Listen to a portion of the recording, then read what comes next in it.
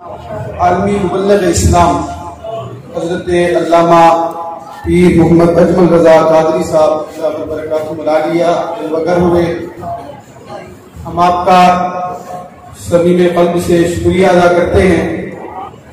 نحمده ونصلي ونسلم على رسوله الكريم، أما بعد، أعوذ بالله من الشيطان الرجيم، بسم الله الرحمن الرحيم، إنما يخشى الله من عباده العلماء، قال الله تبارك وتعالى في القرآن المجيد والفرقان الحميد، يجاهدون في سبيل الله ولا يخافون لومة لائم، ذلك فضل الله يؤتيه من يشاء، صدق الله العظيم وصدق رسوله النبي الكريم الأمين، ونحن على ذلك لمن الشاهدين والشاكرين، والحمد لله رب العالمين، إن الله وملائكته يصلون على النبي، يا أيها الذين آمنوا صلوا عليه وسلموا تسليما، اللهم صل على سيدنا ومولانا محمد معدل الجود والكرم وآله وصحبه وبارك وسلم، صلى الله عليه وسلم، الصلاة والسلام عليك يا رسول الله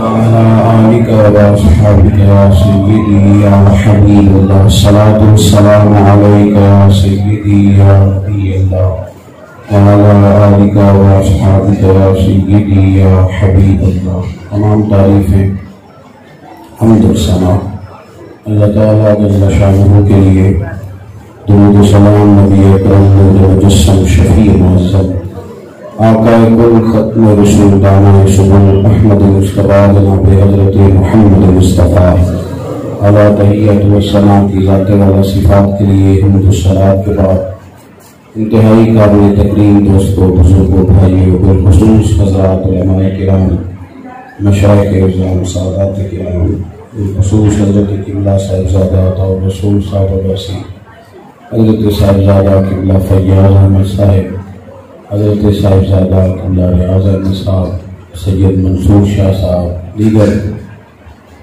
علماء جلوہ فراز ہیں، مفسر اعظم پاکستان، فیض ملت، آفتاب علم فن، صاحب تصانیف قصیدہ،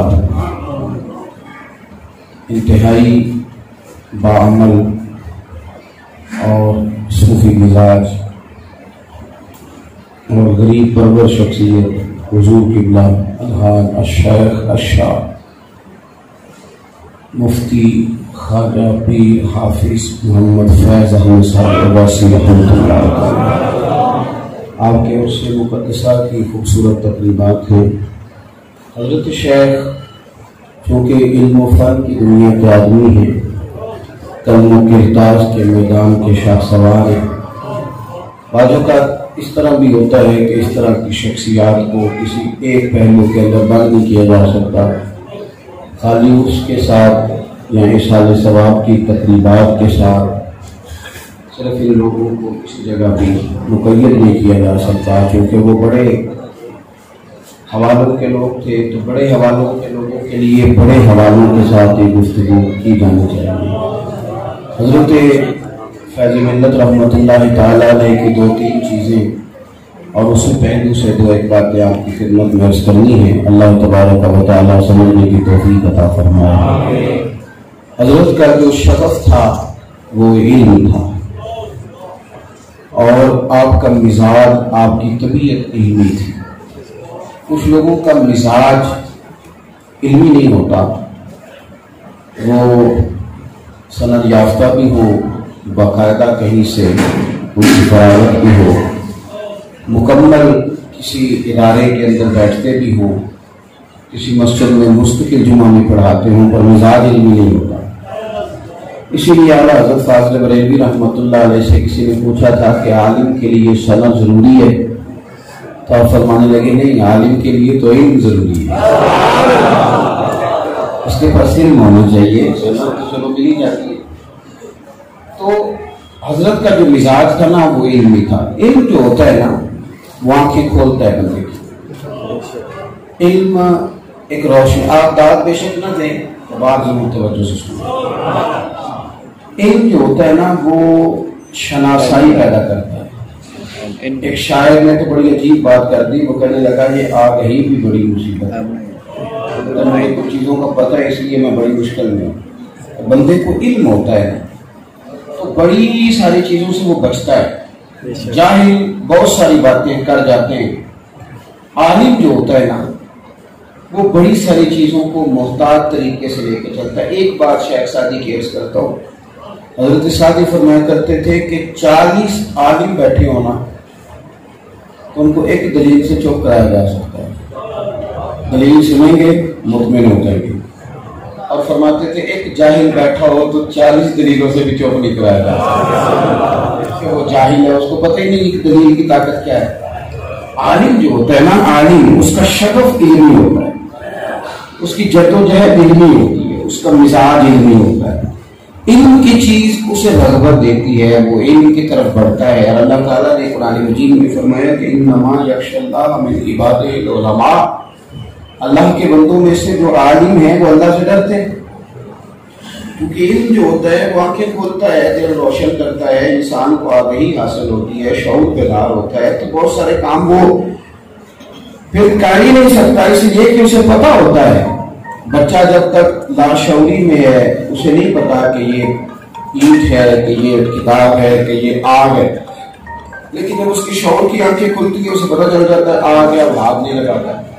عالم سمجھ جاتا ہے کہ یہ معصیت ہے، یہ گناہ ہے، یہ بات ٹھیک نہیں ہے. وہ پھر تھوڑا سا نا محتاط ہو جاتا ہے، اس کی زندگی میں احتیاط ہوتی ہے. حضرت فیض ملت رحمۃ اللہ علیہ محتاط قسم کے عالم تھے، غیر محتاط نہیں تھے. مدارس کے چندے کے لیے جب ہم لوگ اعلانات کرتے ہیں نا تو اب ہم کچھ اس طرح کی وضاحتیں دے رہے ہوتے ہیں کہ کئی دفعہ نا محسوس ہوتا ہے وضاحت سن کے ہی کہ کوئی گڑبڑ ہے مسئلے میں، کیونکہ بعضوں کا زیادہ وضاحتیں دینے سے بھی انسان کمزور پڑتا ہے. میری شادی تھی، میں نے حضرت فیض ملت رحمۃ اللہ علیہ کو لاہور سے بہاولپور کے لیے ٹکٹ بھیجا. میں نے کہا میری شادی میں تشریف لائیں. حضرت نے مجھے کہا کہ میں آؤں گا. آپ کی طبیعت ٹھیک نہیں تھی، علیل ہو گئے تو آپ تشریف نہیں لا سکے. کچھ دنوں کے بعد مجھے ڈاکخانے سے پیغام آیا کہ آپ کا منی آرڈر آیا بہاولپور سے. تو میں نے کہا کہ میرا منی آرڈر بہاولپور سے مطلب مجھے تو یاد ہی نہیں تھا. تو میں جب وہاں پہنچا تو وہ ایڈریس جو تھا وہ حضرت کا تھا. میں نے فون کیا، میں نے کہا حضور یہ کیا ہے؟ فرمانے لگے آپ نے شرط لگائی تھی کہ ٹکٹ شادی کے لیے، یا تو آپ کھلا کر دیتے نا کہ جہاں مرضی آپ استعمال کریں، تو پھر تو میرے لیے 100% جائز تھا. آپ نے شرط لگائی تھی لہٰذا میں آ نہیں سکا تو ٹکٹ کے پیسے واپس بھیج رہا. یہ میں نے کہا داغ نہ دے خدا را، بس میری بات پسند. اور یار سنو، آپ کتنی کو لمبی تقریریں کریں گے، کتنی کو زیادہ وضاحتیں دیں گے. میں گرویدہ ہوں حضرت کا، میں نے ان کو قریب سے دیکھا ہے. میں بہت ساری جگہ پہ نہیں آ پاتا، یہاں سال کی ایک حاضری اپنی طبیعت کی وجہ سے دیتا ہوں اور اپنے دل کے میلان کے سبب سے دیتا ہوں. جب کوئی جاننے پہچاننے والا نہیں ہوتا تھا پھر بھی میں اپنا بیگ لے کے بس پہ بیٹھ کے یہاں حاضری دینے آیا کرتا تھا. آپ اس بات کو سمجھ لیں کہ عالم جب علم سیکھ لیتا ہے، حضرت عبداللہ ابن عباس رضی اللہ تعالیٰ عنہ فرمایا کرتے تھے کہ علم اور دولت تیرے عیب چھپا دے گی. پھر سنے میں نے کیا کہا، علم اور دولت تیرے عیبوں پہ پردہ ڈالتی ہے. اور فرمایا تیری جہالت اور تیرا محنت چھوڑ کے قصداً غریبی پہ جانا، پیسہ کمانا ہی نہ، یہ دونوں چیزیں تیرے پردے کھول دے گی. علم جو ہوتا ہے نا، علم یہ آدمی کو باپردہ کرتا ہے. آپ کا جب مزاج علمی ہو، مزاج طبیعت. تھوڑے دن پہلے میں نے صاحبزادہ کوکب صاحب سے کہا، کچھ بچے فارغ ہوئے نئے تو انہوں نے خطبے پڑھنے تھے جمعے کے. ہمارا بہت سارا کام ایسا ہے جو حضرت نے کیا ہے. یہاں چلیں یہ بھی اعلان ٹھیک ہے کہ لوگ کتابیں نہیں چھپواتے، پر میرا تو درد یہ ہے کہ لوگ کتاب کا پوچھتے ہی نہیں. چھپ بھی گئی ہے تو سوال ہی نہیں کرتے کہ جناب پڑھنی ہے تو کتاب دیں، سوال ہی نہیں ہے. جب آپ مزاج علمی نہیں بنائیں گے تو کتاب چھپوا دیں کس کو دیں گے؟ اور جب سے یہ آپ کا میڈیا ہے پھر تو کتاب سے میری طرح میں کیا مطلب बात अर्ज करूं, बहुत सारे लोग हैं जिनका ज्यादा वक्त मोबाइल पे गुजरता है, हालांकि उन्हें पढ़ना लिखना चाहिए था। तो मैंने साहबजादा कौसर साहब से कहा कि वो खुद बातें वैसी है तो मुझे भेजें आप मुझे। मैंने तलब इल्मों से कहा कि यार ये हजरत ने मुख्तसर और आसान लिखे हैं, अगर तुम इनको याद कर लो ना। बच्चे खुश हो गए। ओ भाई आप खुदा रहा मेरी बात को समझे, उनका मिजाज इल्मी था, वो पढ़ने लिखने की बात करते थे। मैंने बहुत सारे लोगों को देखा है जो हजरत से मसाइल दरियाफ्त करते थे, बड़े लोगों, उनकी तबीयत में इल्म था, इल्म के साथ वो वाबस्ता रहे। आप उनके साले सवाब के लिए एक बेहतरीन काम ये करें कि हजरत की एक किताब पूरी पढ़ लें।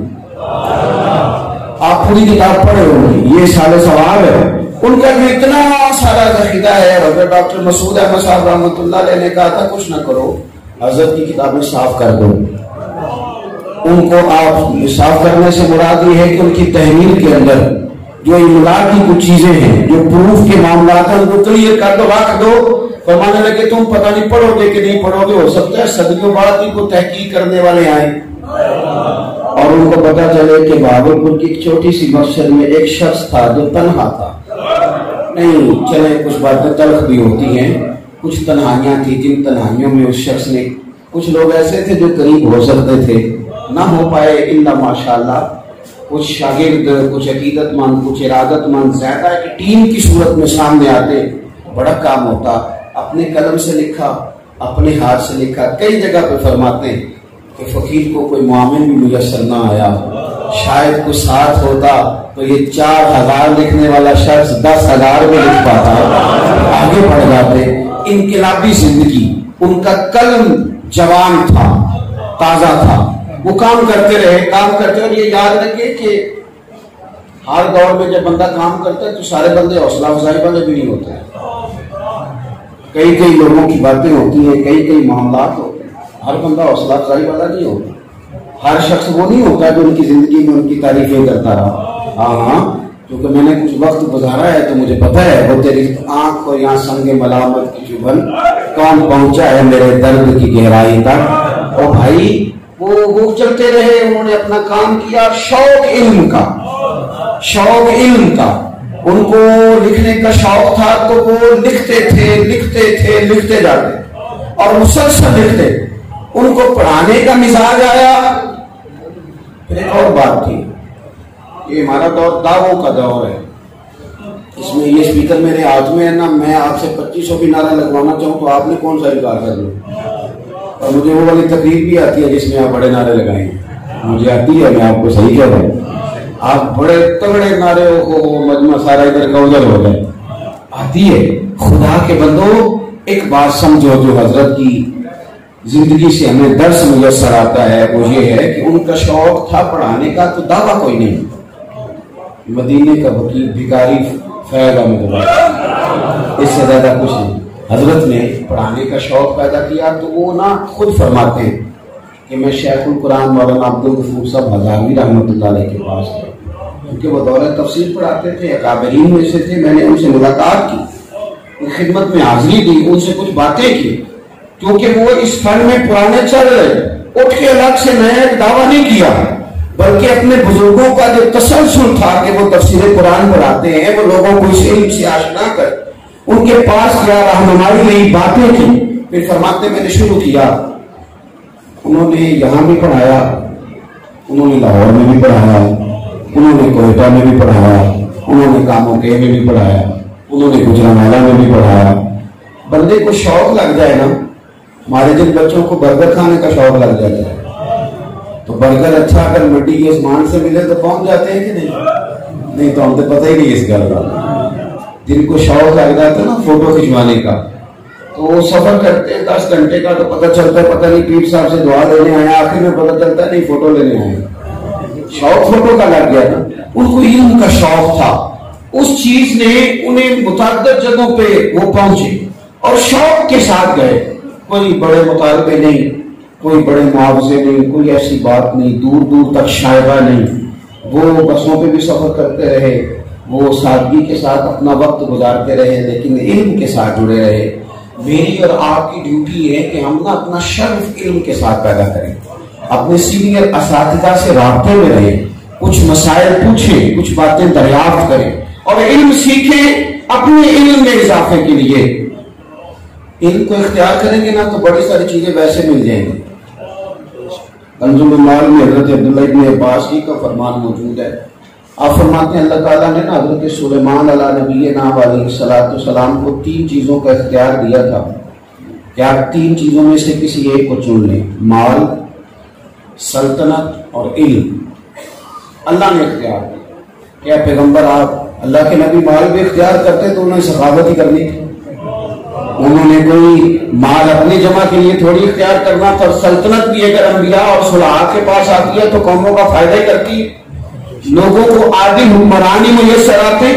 حضرت عبداللہ ابن عباس فرماتے ہیں رب نے اختیار دیا کہ 3 چیزیں ہیں، توجہ ہے میری بات؟ یہ میں نے اور آپ نے اپنا محاسبہ کرنا ہے۔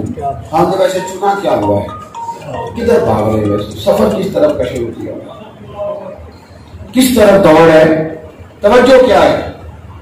مطلب چل کے گھنٹوں کا سفر جب کرتے ہیں تو مطمع نظر کیا ہے؟ اپنے دل سے پوچھنا ہے کسی نے ہمیں کیا بتانا، اپنا محاسبہ کرنا ہے۔ حضرت عبداللہ ابن عباس فرماتے ہیں کہ جناب سلیمان علیہ السلام کو اختیار دیا گیا تھا 3 چیزوں میں سے ایک کو اختیار کرنے، علم ہے، مال ہے، حکومت ہے، سلطنت ہے، 3 میں سے ایک چن لیں۔ حضرت سلیمان علیہ السلام نے نا علم کو چنا۔ انہوں نے کہا مالک مجھے نا علم چاہیے، رب کریم نے فرمایا میرے نبی نے علم کو چنا ہے لہذا مال بھی دے دو، سلطنت بھی دے دو۔ یہ ساری چیزیں علم کے پیچھے پیچھے آ جاتی ہیں، یہ اس کے پیچھے پیچھے خود بخود چلتی ہیں، یہ محتاج ہوتی ہیں علم کی۔ اگر آپ کا شوق اور ذوق عالم ہونا تو فرض کفایہ ہے نا، مستقل عالم ہونا اور فتوے تک پہنچنا اور اتنی استعداد پیدا کرنا یہ تو فرض کفایہ ہے، پر علم کا شوق تو ہر مسلمان کے لیے ضروری ہے۔ امام غزالی رحمۃ اللہ علیہ نے لکھا ہے کہ حضرت عمر بازار میں دھرا لے کے جاتے تھے اور تاجروں سے سوالات کرتے تھے، ان سے پوچھتے تھے مسائل زکوٰۃ کے، ان سے پوچھتے تھے تجارت کے مسائل، اور اگر وہ صحیح جواب نہیں دیتے تھے تو انہیں دھرے مارتے تھے۔ فرماتے تھے جاؤ جا کے پہلے علم سیکھو پھر آ کے تجارت کرنا، تمہیں جب پتہ ہی نہیں ہے مسائل کا تو تم تو بہت ساری چیزوں میں غلطیاں کرو گے، تم تو بہت سارے معاملات کے اندر گڑبڑ کرو گے، جاؤ دھرے مارتے تھے، جاؤ جا کے پہلے علم سیکھو۔ اور امام غزالی نے تو یہاں تک لکھا ہے کہ آپ کا جو حجام ہے نا، نائی یا بال کاٹنے والا، اسے بھی پہلے علم سکھا لیں، اسے پتا ہو کہ شریعت میں کون سے بال کاٹنے چاہیے کون سے نہیں کاٹنے چاہیے۔ پھر وہ آپ سے کہے گا کہ میاں میں نہیں داڑھی آپ کی صاف کروں گا کہیں اور جاؤ، اس سے بھی پتا ہو کہ مجھے شریعت کہاں تک اجازت دیتی ہے اور کہاں تک۔ یہاں تو مسجد میں بیٹھے پیر صاحب کو نا او ہو ان کی کرامتیں خطیب صاحب بیان کر رہے تھے، بلے بلے بڑی بات ہو رہی تھی، اور ایسے جناب وہ بیچارہ بھی پسینے میں شرابور تھا اور نعرے لگانے والے بھی سمجھ رہے تھے کہ آخری ہے بس جلسہ ہمارا، ہاتھ دھو رہی تھی۔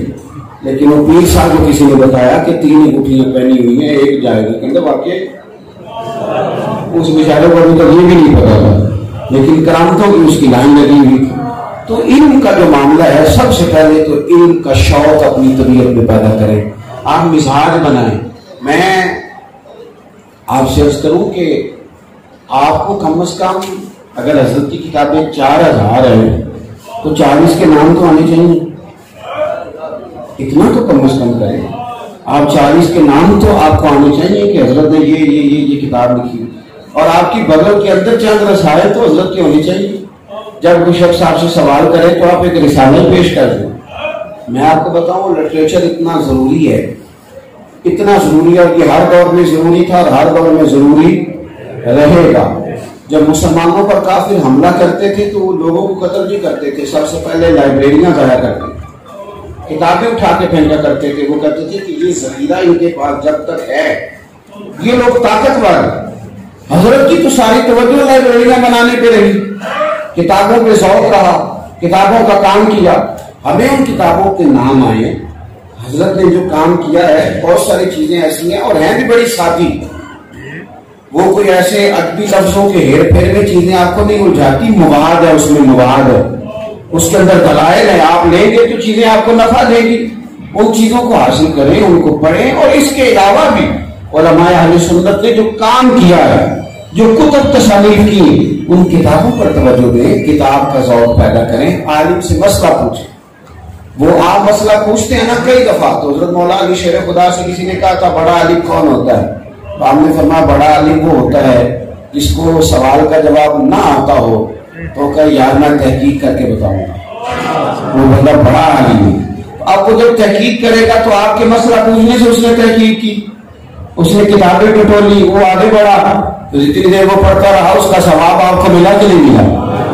آپ نے جو کام شروع کرایا تھا وہ کس قدر بات جو ہے وہ آگے بڑھی، کس طرح کر کے چیزیں لے گیا۔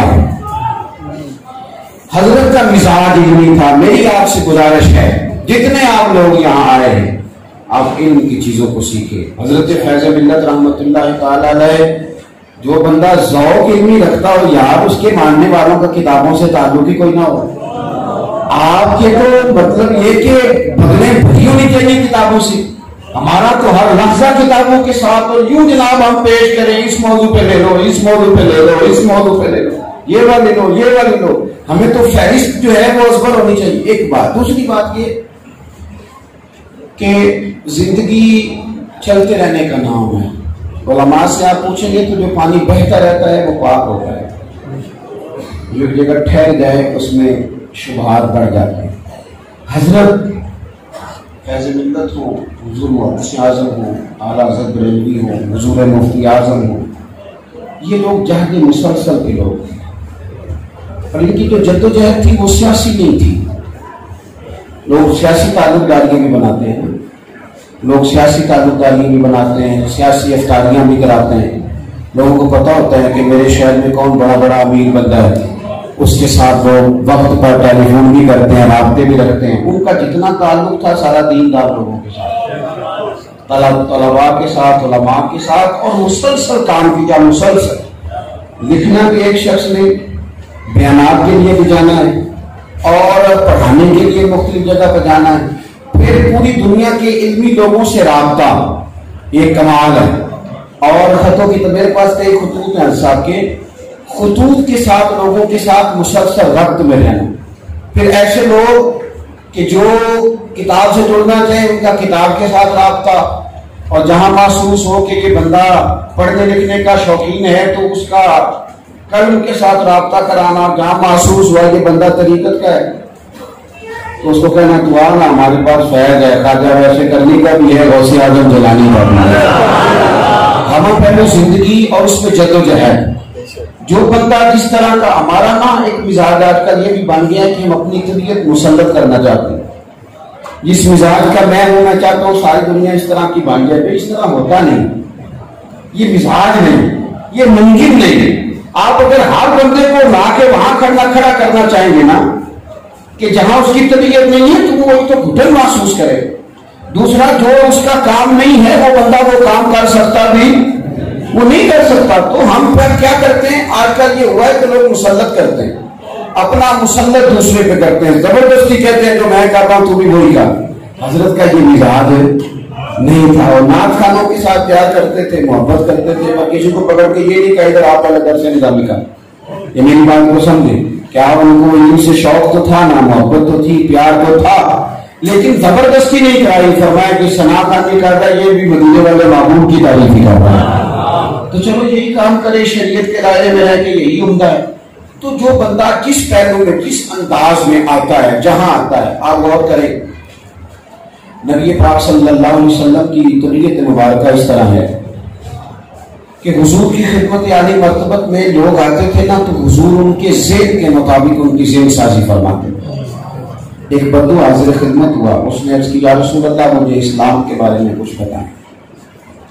تو نبی پاک صلی اللہ علیہ وسلم نے نا اسے ترجیحی بنیادوں پر دین کی بات بتائی، جو ترجیحی بنیاد ہے۔ اللہ کے معبود نے فرمایا ایک تو کلمے کی گواہی دے، دوسرا فرض نماز ادا کر۔ عرض کی یا رسول اللہ کچھ زیادہ بھی کرو، تو فرمایا اگر تو اپنے پاس سے نفل پڑے گا تو اللہ تجھے اس کا اجر عطا کرے گا۔ پھر حضور نے فرمایا رمضان کے روزے رکھ۔ عرض کی حضور کچھ زیادہ بھی کروں یعنی نفلی بھی رکھوں، تو فرمایا اگر تو اپنی طرف سے نفلی روزے رکھے گا تو اللہ تجھے اس کا اجر عطا کرے گا۔ پھر فرمایا حج فرض ہونے پر حج کر، یا رسول اللہ کچھ نفل بھی کروں، فرمایا رب سے تو اجر لے گا۔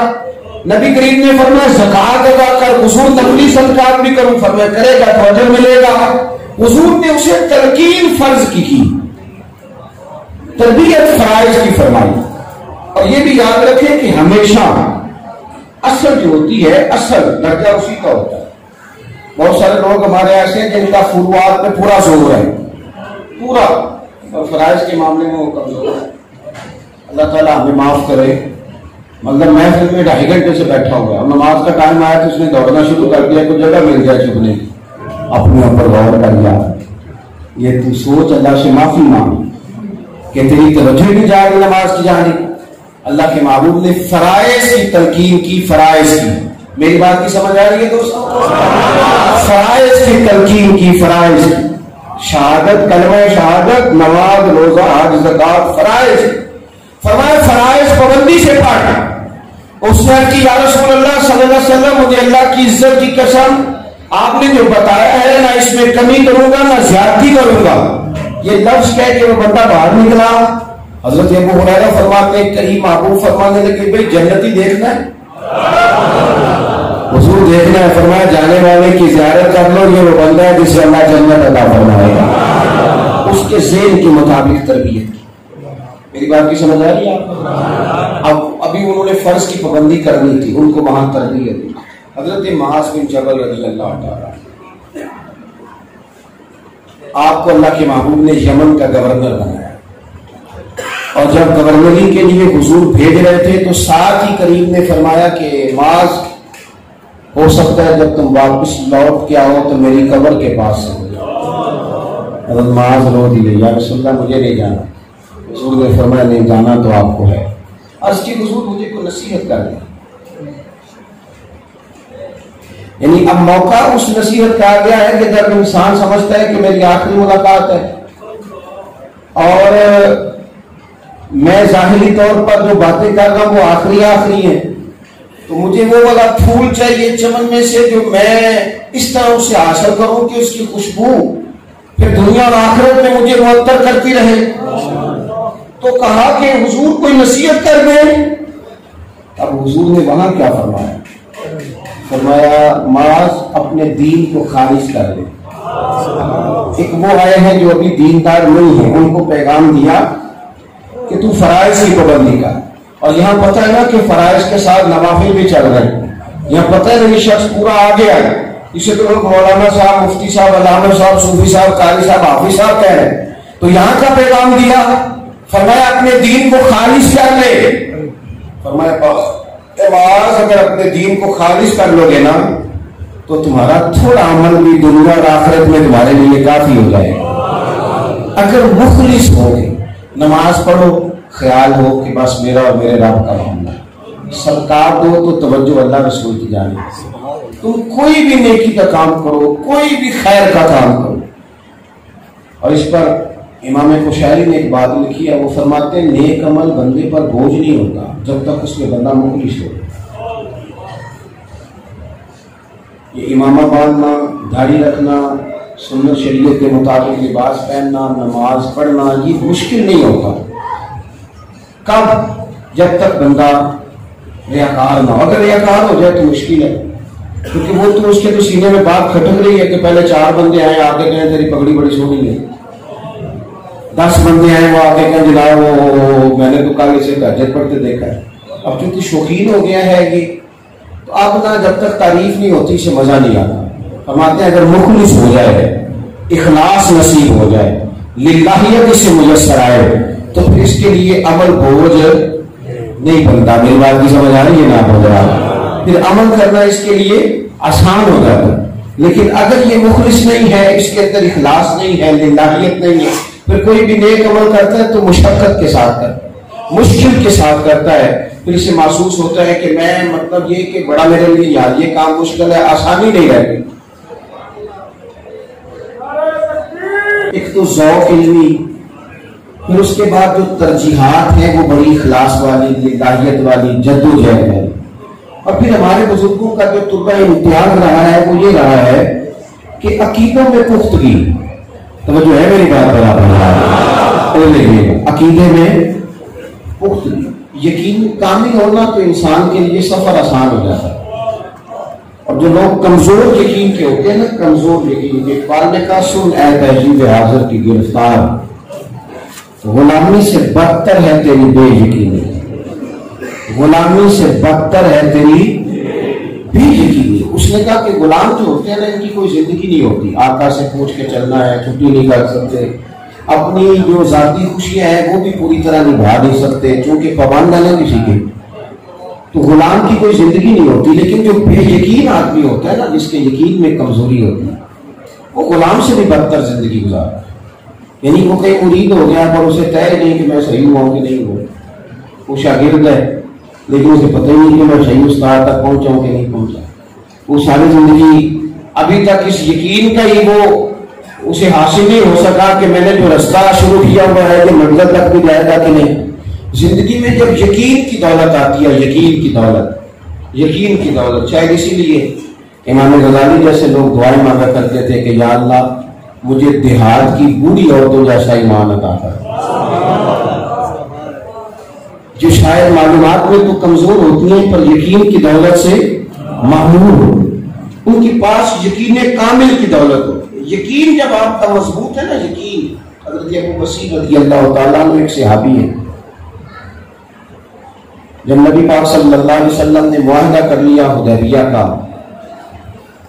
قریش کے ساتھ, تو ان کے اندر کچھ شرائط بظاہر بڑی سخت تھی. ایک شرط یہ تھی کہ اگر کوئی مسلمان اپنے آقا کی اجازت کے بغیر مکے سے مدینے جائے گا تو مدینے والے اسے واپس کریں گے, پناہ نہیں دیں گے.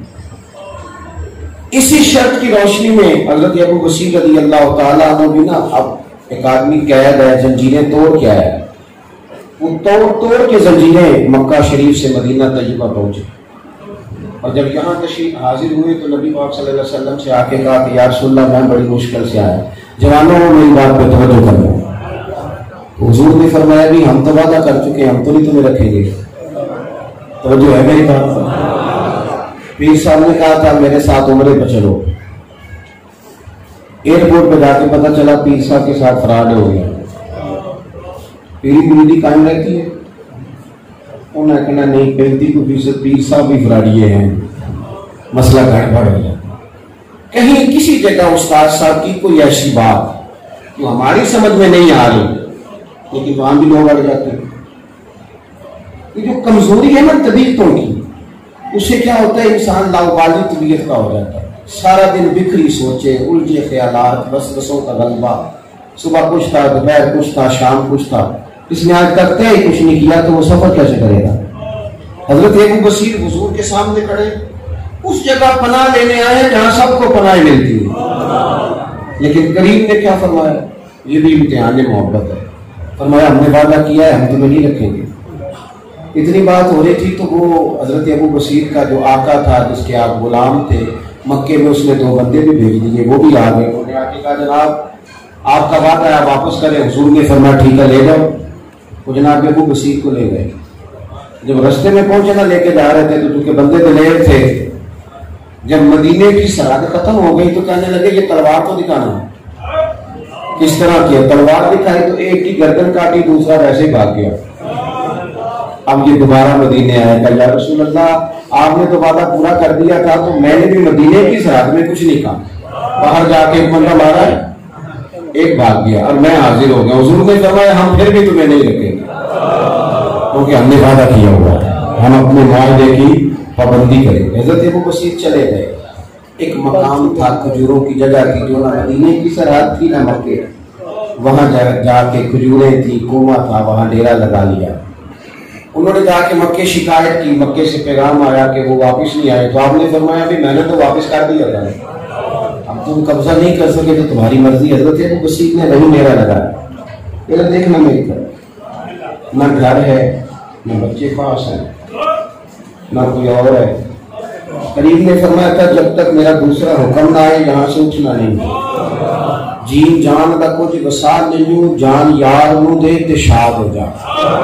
اس سے دل دے ہیں فساد سارے, دل دل بر نو دے تے آزاد ہو جا.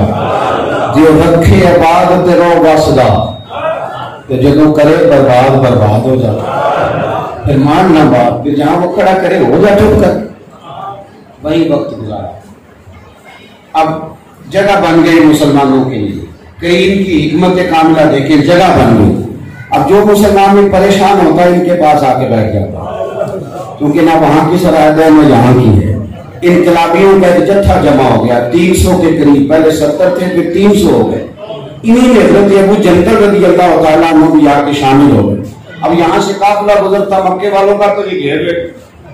حالات اتنے پریشان کن ہوئے مکے والوں کے لیے کہ جس شرط پر وہ بڑی ڈھیگے مارتے تھے نا کہ دیکھو ہم نے مسلمانوں کو دبا لیا، پھر خود آ کے حضور کی بارگاہ میں کہنے لگے باقی رہنے دیں، یہ والی شرط کو ختم کریں، جو آتا ہے اسے رکھیں، اپنے پاس بنا دیں۔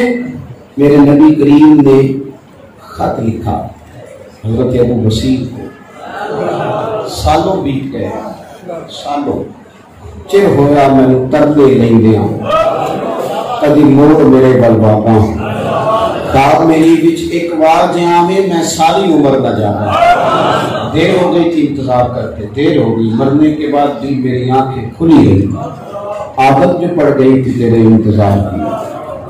انتظار کر رہے تھے، حضور کا پیغام گیا کہ آ جا مدینے، تیرے لیے اجازت ہو گئی، آ جا۔ جب خط گیا تو شدید دلیل تھے، خط کو دیکھا، آنکھوں سے لگایا، حضرت ابو جندل کا ہاتھ پکڑ کے زور سے دبایا، کہنے لگے دیکھ یار میں کامیاب نہیں ہو گیا، میرا بلاوا آ نہیں گیا، یہ لفظ کہے کلمہ پڑھا روح ہی پرواز کر دوں۔ انہوں نے کہا مجھے حضور نے بلایا ہے، میں مزار میں جا کے مدینے والے کی زیارت کروں۔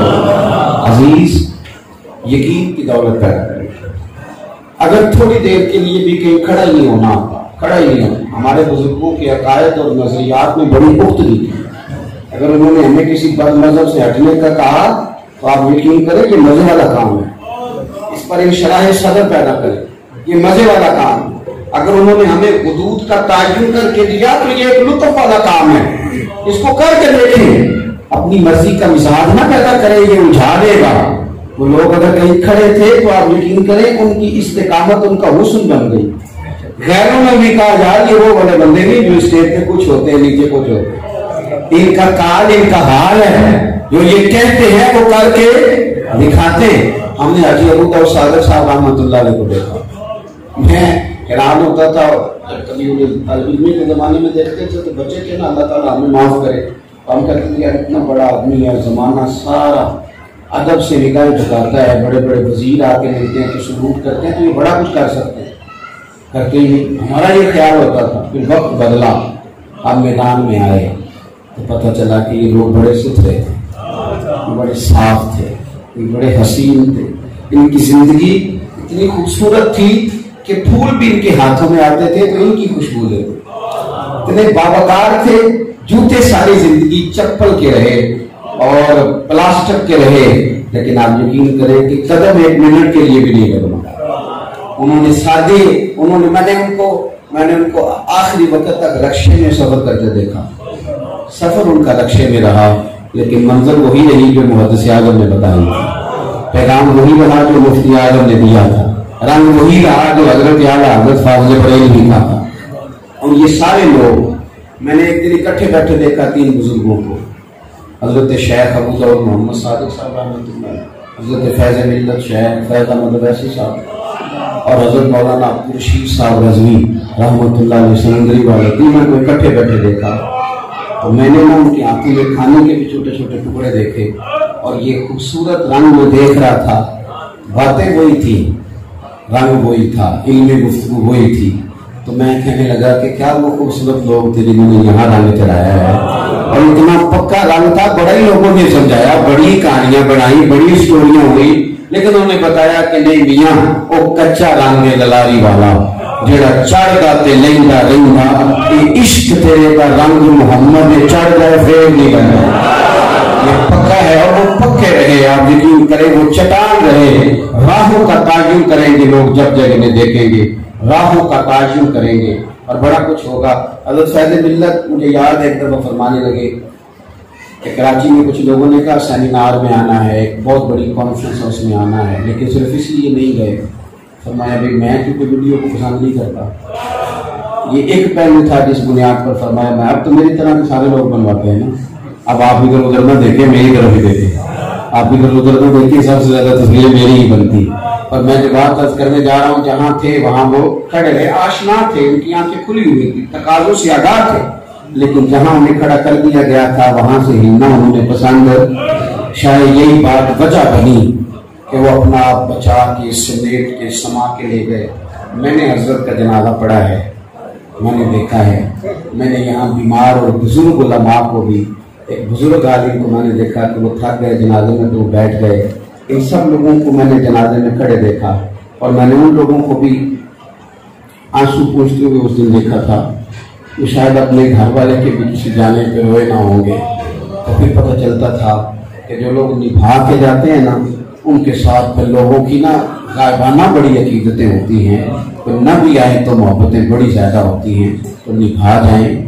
اور یہ تین باتیں جو میں نے عرض کی ہیں، تو شرف علمی پیدا کریں، دوسرا طبیعت اخلاص والی بنائیں، جد و جہد والی بنائیں، اور تیسری بات میرے عزیز یہ کہ جن نظریات پر ہمیں ہمارے بزرگوں نے کھڑا کیا، دعا یہ ہے کہ رب اسی پر ہمیں دنیا سے لے جائے، اسی پر پانی پر سہیلیاں رنگ رنگ کڑے پرے اس کا جانیے جس کا توڑ چڑھے، آخر دعوا یا الحمد۔